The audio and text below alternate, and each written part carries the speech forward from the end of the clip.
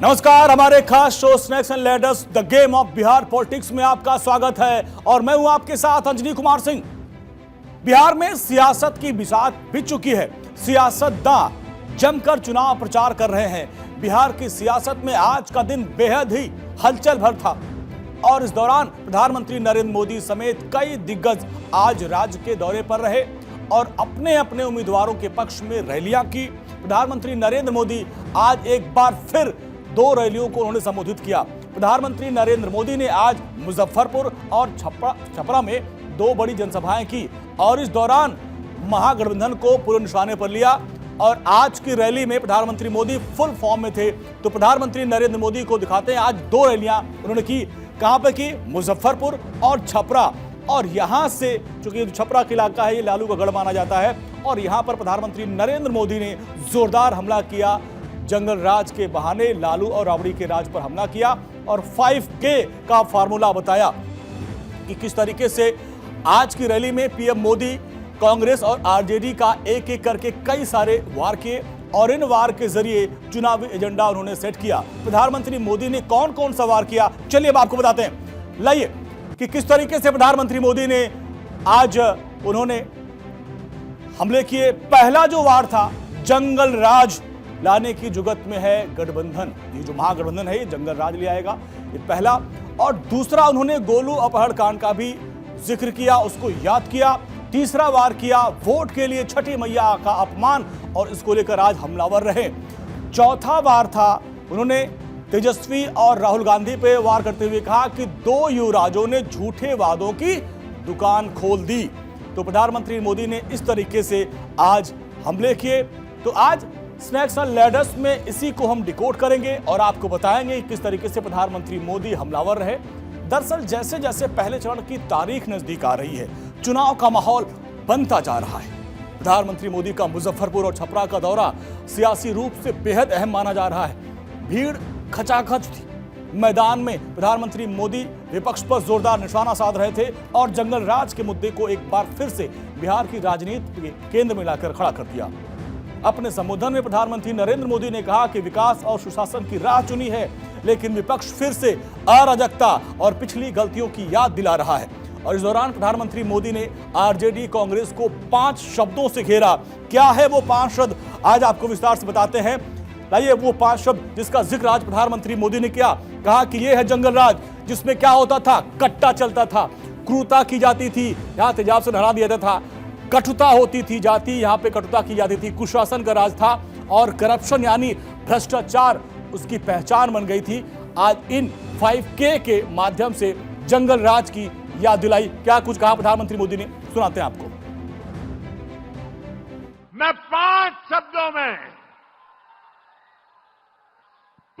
शब्दों में उनके कारनामों की कथा कहना चाहता हूं।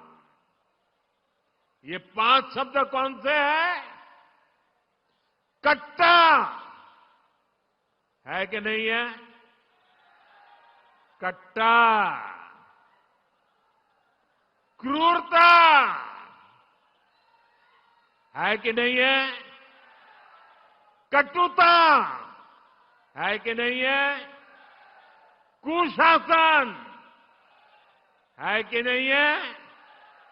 करप्शन, ये जंगल राज की पहचान है कि नहीं है? आरजेडी की पहचान है कि नहीं है? उनके साथियों की पहचान बन गई है कि नहीं बन गई है? जहां कट्टा क्रूरता का राज हो, वहां कानून दम तोड़ता है। तो प्रधानमंत्री नरेंद्र मोदी ने आज बता दिया कि चुनाव प्रचार की धार किस तरह से रहेगी। प्रधानमंत्री मोदी ने लालू एंड फैमिली के राज को याद किया और बताया कि 2005 से पहले जंगल राज की वजह से सूबे की स्थिति क्या थी।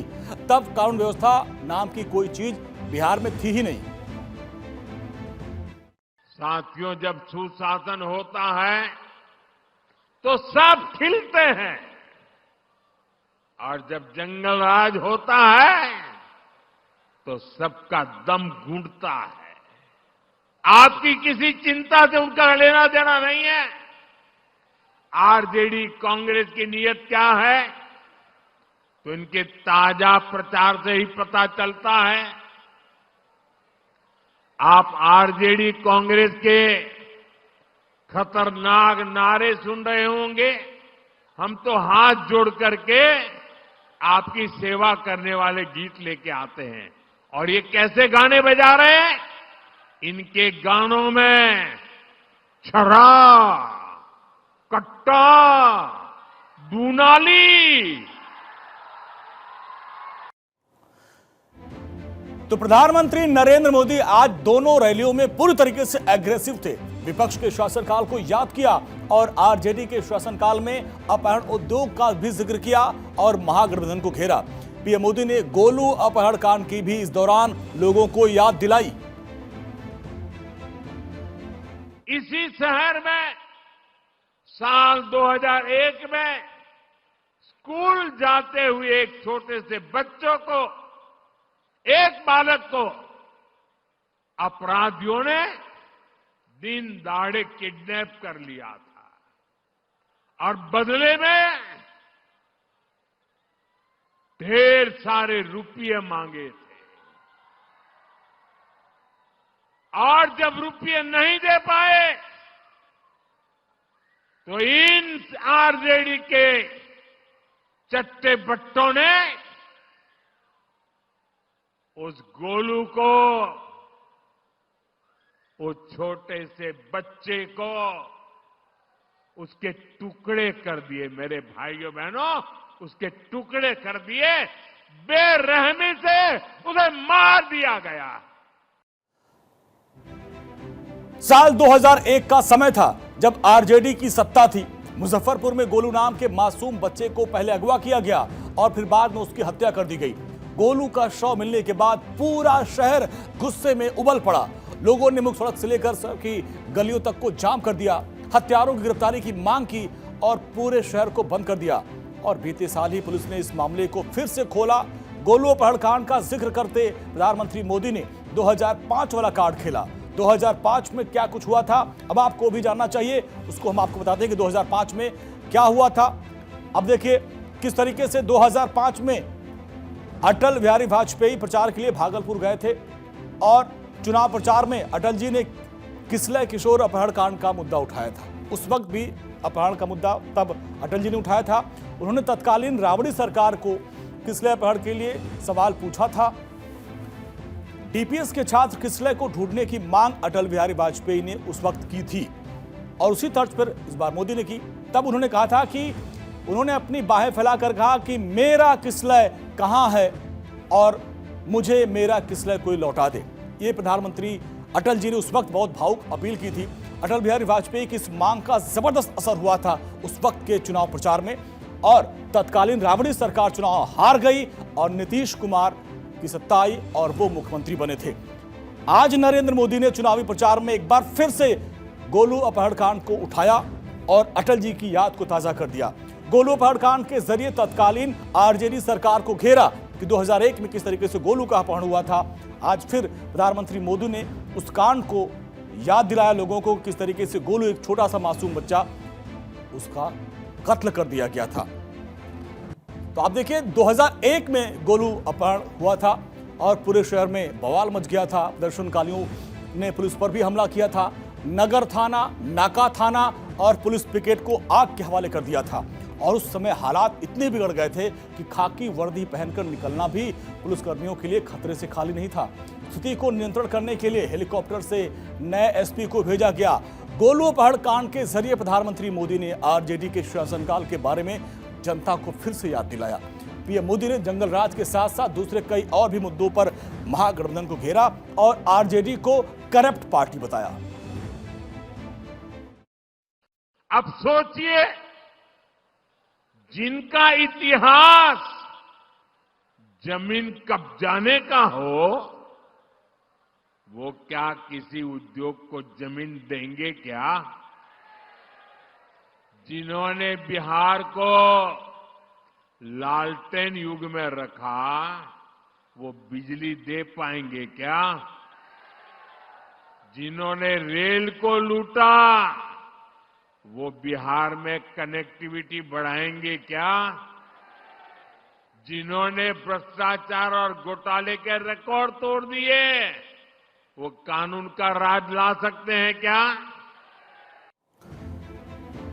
तो न केवल करप्शन और जंगल राज बल्कि छठी मैया के अपमान को लेकर भी प्रधानमंत्री मोदी के निशाने पर महागठबंधन के नेता रहे। अपनी रैली में प्रधानमंत्री मोदी ने कांग्रेस पर छठ महापर्व के ऊपर मजाक बनाने का भी आरोप लगा दिया। ये आपका बेटा तो छठी मैया का जय जयकार दुनिया में कराने में लगा है। दूसरी तरफ ये कांग्रेस और ये आरजेडी के लोग क्या कर रहे हैं? क्या कर रहे हैं? छठी मैया का अपमान कर रहे हैं। क्या कोई कभी चुनाव में वोट पाने के लिए छठी मैया का अपमान कर सकता है क्या? क्या ऐसा अपमान बिहार सहन करेगा क्या? क्या ऐसा अपमान हिंदुस्तान सहन करेगा क्या? क्या मेरी माताएं जो निर्जला उपवास करती है, क्या वो सहन करेगी क्या? तो आज जबरदस्त फॉर्म में प्रधानमंत्री नरेंद्र मोदी नजर आए। उन्होंने महागठबंधन में अनबन का जो मामला था उस पर भी हमला किया। उन्होंने कहा कि ये लोग बाहर से एक नजर आ रहे हैं लेकिन अंदर खाने लड़ाई मची हुई है। असली खबर मुझे दी गई गालियां नहीं है, बल्कि आरजेडी कांग्रेस में हो रहा झगड़ा है। आरजेडी कांग्रेस का रिश्ता तेल और पानी की तरह दिख रहा है। एक गिलास में होते हैं, शीशे का गिलास है, दिखते तो एक गिलास में, लेकिन पानी और तेल का मेल ही नहीं होता है। बिहार में हर तरफ से खबरें आ रही है कि कैसे आरजेडी कार्यकर्ता कांग्रेस के लोगों को नीचे घसीट रहे हैं। वही कांग्रेस के कार्यकर्ता भी आरजेडी के लोगों से पूरी दुश्मनी निकाल रहे हैं। नीतीश कुमार की अगुवाई में एनडीए गठबंधन चुनावी मैदान में है और जिसके लिए एनडीए के नेता पूरी ताकत लगा दिए हैं। प्रधानमंत्री नरेंद्र मोदी 24 अक्टूबर को समस्तीपुर के कर्पूरी ग्राम में रैली करके अपने चुनावी सभा का आगाज किया था और आज मुजफ्फरपुर के साथ छपरा में भी रैली की। छपरा में प्रधानमंत्री नरेंद्र मोदी ने महागठबंधन के घोषणा पत्र को लेकर भी जोरदार हमला किया।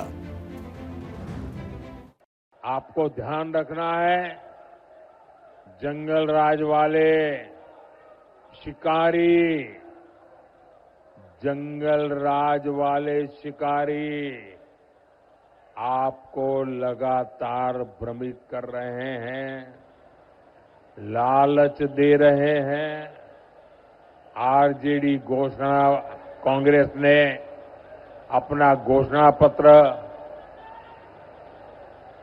ये घोषणा पत्र नहीं है, उन्होंने अपनी रेट लिस्ट जाहिर की है। इनकी हर घोषणा के पीछे का असली मकसद रंगदारी, फिरौती, लूट खसूट, भ्रष्टाचार, यही सब है। इसलिए मेरे साथ इस संकल्प को दोहराइए, जंगल राज से दूर रहेगा बिहार। बिहार में पहले चरण के मतदान के लिए सिर्फ 6 दिन का वक्त बचा हुआ है। पहले चरण के लिए सारे दिग्गज इस वक्त बिहार में हैं। गृह मंत्री अमित शाह बिहार में लगातार रैलियां कर रहे हैं। लखीसराय समेत 3 जगहों पर गृह मंत्री अमित शाह ने आज जनसभा को संबोधित किया और हर जगह आरजेडी के जंगल राज का जिक्र किया और महागठबंधन पर हमला बोला और कहा कि नीतीश की सरकार आने के बाद जंगल राज खत्म हुआ। ये चुनाव जो है किसी को विधायक बनाने का चुनाव नहीं है, किसी को मंत्री बनाने का चुनाव नहीं है। ये चुनाव भेष बदलकर जो जंगल राज आने वाला है, वो जंगल राज को रोकने का चुनाव है, रोकने का चुनाव। मुझे तो पहले चरण के मतदान से पहले चुनाव प्रचार दिलचस्प हो गया है। चुनावी सरगर्मियां बढ़ गई है। कांग्रेस के सांसद राहुल गांधी लगातार दूसरे दिन बिहार में चुनावी रैली संबोधित किया और इस दौरान मुख्यमंत्री नीतीश कुमार के गृह जिले नालंदा वो पहुंचे और जहां जनसभा को उन्होंने संबोधित किया। इस दौरान जहां उन्होंने महागठबंधन की जमकर तारीफ की और वहीं नीतीश सरकार पर तीखा तंज कसा। राहुल गांधी ने अपने भाषण में बिहार के विकास, बेरोजगारी, स्वास्थ्य व्यवस्था, उद्योग और केंद्र की नीतियों पर भी सवाल खड़े किए। अब नीतीश जी कहते हैं कि 20 साल में उन्होंने बिहार को बदल दिया, बिहार में विकास लाया, बिहार में अस्पताल चालू किए, बिहार की यूनिवर्सिटीज कॉलेजेस चालू की। मेरे सामने बिहार की जनता खड़ी है। मैं आपसे पूछना चाहता हूं, क्या यह सच है? क्या बिहार में आपको शिक्षा मिल सकती है? बिहार में आपको स्वास्थ्य अस्पताल मिल सकता है? तो बिहार में पहले चरण के चुनाव प्रचार पर विराम अगले सप्ताह के मंगलवार को लग जाएगा। उसके पहले सभी पार्टियों और उनके नेता पूरी तरीके से अपना पसीना बहा रहे हैं। एनडीए जंगल राज के मुद्दे को जोर शोर से उठा रहा है, लेकिन आज जिस तरीके से सिवान में एक एएसआई की हत्या कर दी गई, उसके बाद से कानून व्यवस्था पर सवाल उठने लगे हैं, वो भी तब जब सूबे में चुनाव की प्रक्रिया जारी है। बेखौफ अपराधियों ने अनिरुद्ध नाम के एक एएसआई की हत्या कर दी। अनिरुद्ध कुमार दरौदा थाने में पोस्टेड थे। बताया जा रहा है कि एएसआई अनिरुद्ध छठ महापर्व को लेकर दरभंगा अपने पैतृक गांव गए थे और उनके साथ उनका परिवार भी था। परिवार को छोड़कर वो सिवान लौटे और इसके बाद दरौदा थाने में एक गांव सिरसांव, नवका टोला और अरहर के खेत में उनकी लाश मिली थी, जिसके बाद अब कई सवाल उठने लगे हैं। तो किस तरीके से देखिए अनिरुद्ध कुमार की हत्या की गई और उसके बाद से अब एक बार फिर से सवाल कानून व्यवस्था पे उठने लगे हैं और महागठबंधन कानून व्यवस्था पे सवाल उठा भी रहा है कि जंगल राज को आप याद तो करते हो, लेकिन इस वक्त भी हालात वैसे ही हैं।